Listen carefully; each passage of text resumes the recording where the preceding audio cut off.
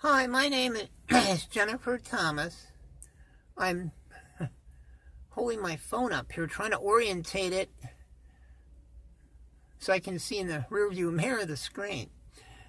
My cell phone number is 484-719-5157.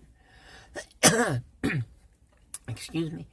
I'm currently in the city of Arlington, Texas, actually in the south part. I've been living in my Chevy Colorado truck, sleeping in the front of it, essentially, for 8 months. I'm homeless. I'm 61 and a third years of age. I have Crohn's disease for 36 years.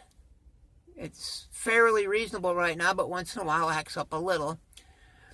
I had shingles on my head up here when I was 45, and I do get problems with neuralgia because of the conditions I live under. I have skin cancer on my face. There's spots of it, and on my arms, I'll show you here. That's the big lump, but there's other lumps appearing, and the other arm is the same way. While I have the phone here, that is a paper towel with yellow pus on it. It's a little hard to see. These are socks that I had on back in September. You can see how terrible they are. That's all yellow pus on there. And I had water blisters on my legs. They were horrific. I had them for about a month and a half. I have one right now on the lower part of my leg. They were horrific. They drained out. It was unbelievable. Anyway, what led to this terrible situation is I used to live at 7602 Carlton Road in Coopersburg, Pennsylvania. I lived in that house 52 years with my parents. And what happened was, had a large number of plastic storage containers, Sterilite brand, Sterilite. The plastic went bad. And yes, it can go bad if you look up polypropylene, and it gives off aldehydes, like in formaldehyde. They were going bad for months before. And in May of 2016, it went critical. And it was unbelievably horrific, the contamination. It was unbelievable. I was deathly sick from it. I got them out of the... Here, I can't get this phone orientated. I got them out of the house, but they were going bad for months. And it deposited a toxic film in the house. It was absorbed into the structure of the house and everything. It was horrific. And I didn't have homeowners insurance, not by choice. And as a result, then they turned it over to their insurance company. Sorry about this orientation problem here. Travelers Insurance. And they made me sit for months, and they wouldn't send anyone to the house. Okay, I almost died in the summer of 2016. If the power would have went out, I would have died. It was so horrific in there.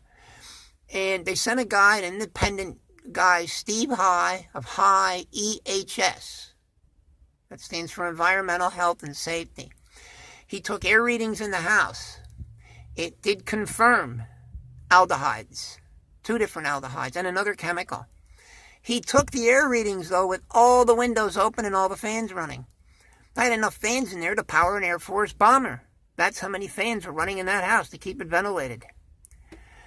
And which is not the way you do an environmental survey. Sorry about this. And anyway, they said, well, because the chemicals detected aren't used to make polypropylene, that's obvious, it must have been the items in the containers. Well, I had a large amount of Stengel pottery. cans of soup, all kinds of things. Radio tubes in there. I have a ham radio license. My call sign's KB3NOV. You name it. And the thing is, if it was the items in the containers, why did the bottom of the container on the outside contaminate the surface it sat on? Okay, it was bogus. It was completely fraud. I couldn't get any help. Forget about lawyers. Forget about the state wouldn't do nothing. State Insurance Commission. Then they sent the stuff to Massachusetts Insurance Commission. They did the same runaround. Oh, we don't know nothing. And nobody would help. I contacted everything imaginable. Believe me, everything. Absolutely no help because, and it was covered up. I contacted the Environmental Protection Agency. And then months later, I contacted them. They wouldn't return my phone calls. This was completely covered up, folks. I wound up giving the house away, literally. It was remodeled. But the realtor that sold it had no idea this house ever had been contaminated. Now, it was inside the walls, absorbed into the structure and everything. It was very, very bad. Now, it was less when I left, but it was absorbed into the house, and it was covered up. So whoever bought 7602 Carlton Road may have bought themselves an oversized coffin because it's inside the walls. Believe me, the insulation, everything in the attic, everything. But anyway, that's what led this. And then I moved out here. I wasn't going to stay in this part. I just stopped, and I wound up still trying to get it resolved. Nothing would happen. No one would help here to look into the wrongdoing back there. Not even a simple email. I wound up running out of money. I was in a shelter for a couple weeks. They sent me to another one that had bed bugs. I left after one night. There is no other shelter to go to. There are no other, the resources didn't work. And I think a lot of it has to do with that house. It's a pariah and nobody wants to help. Goodwill, I signed papers 8 months ago with them. They said, we can get you the job that you want. No help at all. They haven't done nothing. Matter of fact, they locked me out of their phone system for leaving too many calls. Catholic Charities, this is over in Fort Worth also.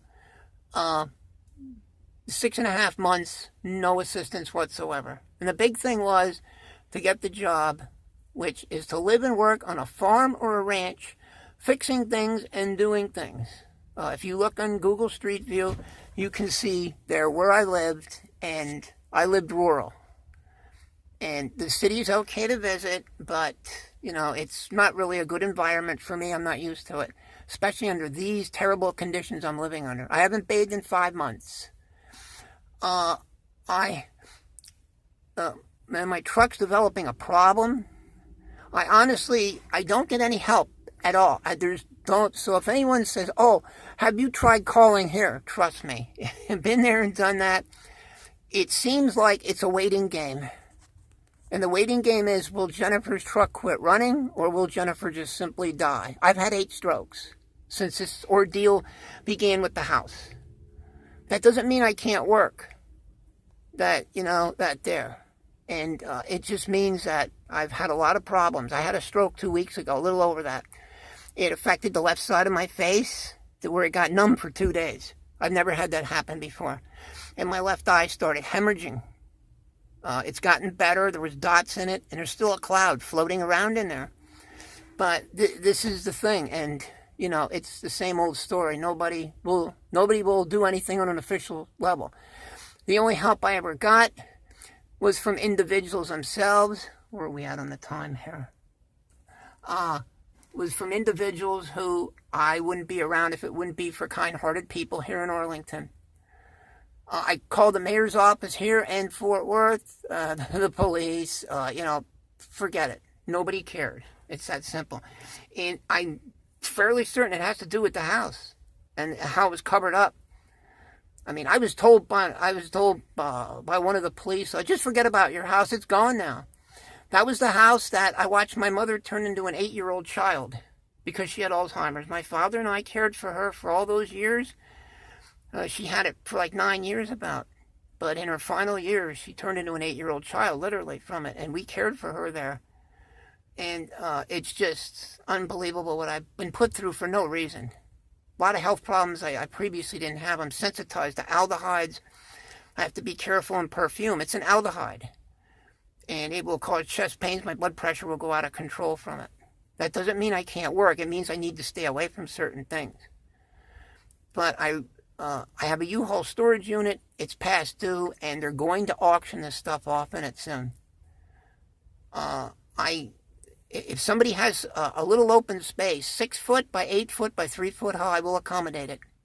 It's in boxes. It's things of my mother and father's and things of mine. You know, another official individual said, well, just forget about the storage unit. Okay, we're talking like cookie cutters that were my mother's, that I watched when I was a little kid, her cutting out cookies, and I helped her. And I should just let that go. I mean, everything's been taken from me from crooked ruthlessness.